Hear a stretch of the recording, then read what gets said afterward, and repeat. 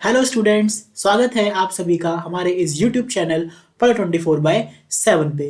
तो आज हमारा एमसीक्यू का सेशन नंबर 3 है जो कि आपके क्लास 12th के लिए है। और आज में इस चैनल में हम लोग एमसीक्यू क्लास 12th के एग्रीगेट डिमांड और एग्रीगेट सप्लाई के पार्ट 1 के बारे में डिस्कस करेंगे। पार्ट 1 के बारे में हम लोग क्या करेंगे, डिस्कस करेंगे। तो बहुत इंपॉर्टेंट एमसीक्यू है और जैसा कि आप सबको पता है एमसीक्यू बहुत इंपॉर्टेंट रोल प्ले कर रहे हैं हमारे एग्जाम के पॉइंट ऑफ व्यू से। तो चलिए स्टार्ट करते हैं हम लोग अपने एमसीक्यू के सेशन से। तो पहला एमसीक्यू है हमारा, supply creates its own demand, who gave this law. Supply creates its own demand, who gave this law. तो answer is, your answer is option number A, J B Say. तो option number A is your right answer. J B Say, J dot B dot Say is your right answer. Next question, who is the author of book general theory of employment. जो आपकी book है general theory of employment, interest and money, उसके author का नाम क्या है। तो option is C, J M. Keynes. बहुत जाने माने ऑथर है, ठीक है। तो ये आपकी बहुत इंपॉर्टेंट है बुक, आपकी एग्जाम में आने के चांसेस इसके पूरे पूरे हैं। Next, which of the following is true for classical theory of employment. Classical theory of employment के लिए कौन सी इसमें से पॉइंट ट्रू होगा। तो यहाँ पे state of full employment in the economy होना चाहिए, आपका फुल एम्प्लॉयमेंट भी होना चाहिए, ठीक है। नो पॉसिबिलिटी ऑफ ओवर और under production in the economy, ना ओवर होना चाहिए ना अंडर होना चाहिए। फुल एम्प्लॉयमेंट मतलब जहां पे आपका एग्रीगेट डिमांड आपका बराबर होना चाहिए एग्रीगेट सप्लाई के। तो हमारा ऑप्शन नंबर सी जो होगा वो करेक्ट आंसर होगा। आपके दोनों ही ऑप्शन बिल्कुल सही है, तो इसलिए आप option number C, both A and B. Next, on which factor Keynesian theory of employment depends. तो यहां पे आएगा आपका effective demand. Option number A is your right answer. Effective demand is your right answer. Next, which is the determining factor for investment. अब इसमें investment का factor कौन सा है, आपका बोथ आ जाएगा यहाँ पे भी, क्योंकि मार्जिनल एफिशिएंसी ऑफ कैपिटल भी आपका चाहिए, एमईसी जिसे हम बोलते हैं, marginal efficiency of capital. And next, interest rate, दोनों ही चाहिए आपके इन्वेस्टमेंट करने के लिए। तो आपका option number C is your right answer. तो ऑप्शन नंबर सी यानी कि ये वाला भी पार्ट और ये वाला, दोनों ही ऑप्शन आपके यहाँ पे राइट होंगे, both A and B.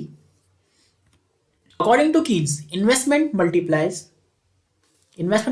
Is a real investment. Investment multiply is a real investment. Investment multiply को हम शो किससे करते हैं, हमेशा के से।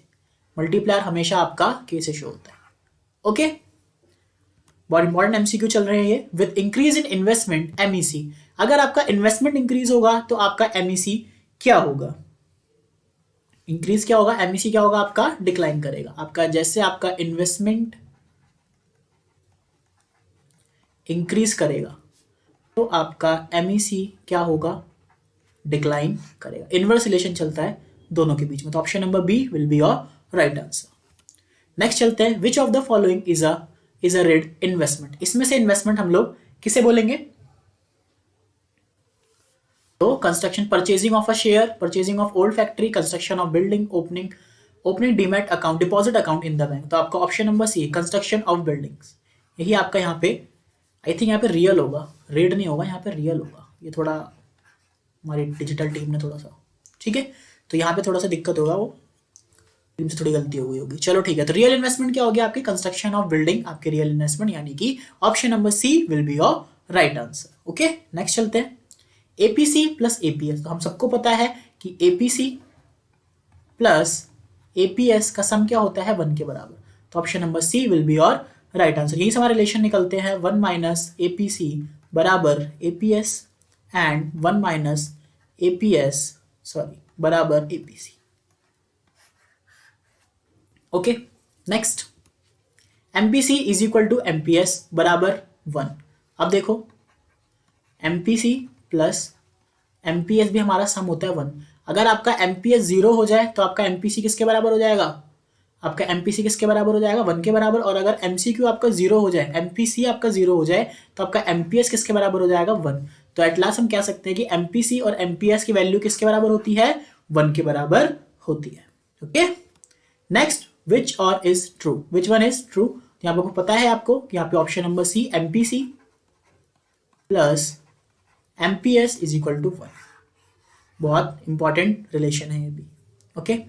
Next, the main component of aggregate demand aggregate demand के मेन कंपोनेंट आपको पता है इंडिविजुअल कंजम्पशन, पब्लिक कंजम्पशन और इन्वेस्टमेंट, सारे ही आएंगे। आपको पता है एडी बराबर क्या होता है, C plus I plus G plus X minus, this is your complete component of aggregate demand. तो आपका यहाँ पे ऑप्शन नंबर डी आएगा कि सारे ही हमें चाहिए होते हैं। ओके, नेक्स्ट चलते हैं। Who is the author of a book treated economic politic? एक सेकेंड। तो ऑप्शन नंबर ए, यहां पे क्या है आपका बुक का नाम है ट्रेटेड इकोनॉमिक पॉलिटिक, तो इसका ऑप्शन नंबर ए के साथ जाएंगे हम लोग। तो option number A will be your right answer. Next, if MPC 0.5 then multiplier. अब देखो मल्टीप्लायर निकालने का formula k is equal to 1 minus MPC, this is your formula. Put कर दो वैल्यू 1 माइनस 0.5, और 0.5 क्या हो जाएगा, तो यहाँ पे क्या हो जाएगा 1 अपॉन 0.5, तो यहाँ से पॉइंट हटेगा, ऊपर 10 जाएगा, तो 5 से 2 टाइम्स कटेगा, तो आंसर विल बी 2। तो your correct option is D, option number D will be your right answer. Okay, next, on which concept does classical viewpoint depends? Says laws of market, perfect flexibility of wage rate, perfect flexibility of interest rate, all of these. तो option number D will be your right answer, all of these. Okay, तो सारे ही आपके क्या classical view point आपके depend करेंगे। Okay, तो हमारे MCQ आज के खत्म, हम इसका पार्ट 2 के लिए आप वेट करिए। और अगर आपको वीडियो पसंद आई तो वीडियो लाइक कीजिए, शेयर कीजिए, सब्सक्राइब कीजिए, और इसमें कोई भी आपका कमेंट हो तो उस कमेंट को जरूर कीजिए और अपना सजेशन देना ना भूलिए। ठीक है, okay guys, bye bye, take care, tata, thank you.